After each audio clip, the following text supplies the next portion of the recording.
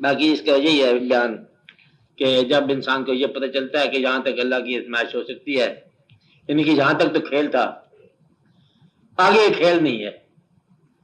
دیکھو دو آدمی مذاق کر رہے ایک دوسرے کے ساتھ، کہتے یہاں تک تو مذاق تھا، اب یہ بات مذاق نہیں ہو سکتی کہ دوسرے بیٹا ہی لے جاؤ. ایک بیٹے تو مذاق تھا نا، مطلب وہ پیغمبر ہے، پیغمبر کی آزمائش پیغمبر ہی کرے گا. تو اللہ تعالیٰ جانتا ہے کہ جب یوسف علیہ السلام کو ساتھ چہرے میں گزار دیں تو دوسرے بیٹے کس صورت میں لے گیا؟ انہوں نے کہا یہ نہیں. دوسری اس کی ایک اور وجہ تھی کہ بھائی دوبارہ جھوٹ نہیں بول سکتے بیٹے جو ہیں، جو جھوٹ نے پہلے بولا تو کیا ایک بھائی بیٹا لے گیا، بیٹیا لے گیا، اب وہ یہ نہیں کر سکتے. اب انہوں نے پہچان لیا صداقت میں بات کر رہے ہیں. اس کو مصر کے بادشاہ نے روک لیا.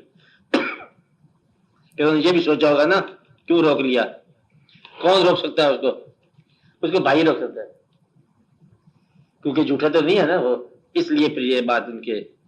تیسرا اللہ تعالیٰ نے اپنے دیش میں جب وہ یوسف علیہ السلام قریب کے کنویں میں تھے، اللہ نے نم ظاہر کیا ہوگا، اور بعض اوقات جو ہے وہ دور کی بات اللہ تعالیٰ نے اشکار کر دی ہوگی.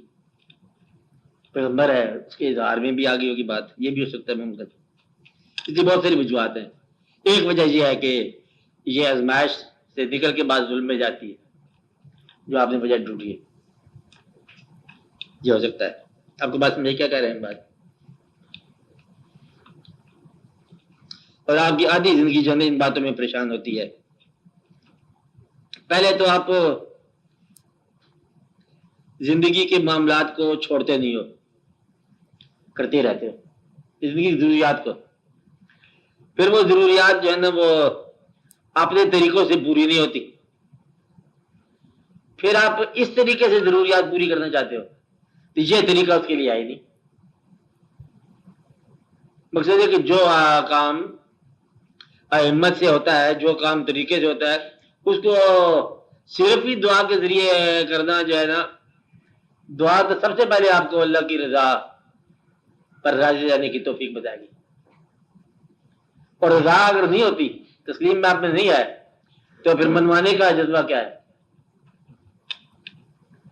اس لیے جو شخص اللہ تعالیٰ کے فیصلے کو قبول نہیں کرتا، وہ اپنی ضرورت کے بارے میں فیصلہ کیسے کروا سکتا ہے اللہ تعالیٰ سے؟ آپ نے دیکھا کہ اللہ تعالیٰ نے کسی آدمی کہنے پر کوئی کام کر دیا.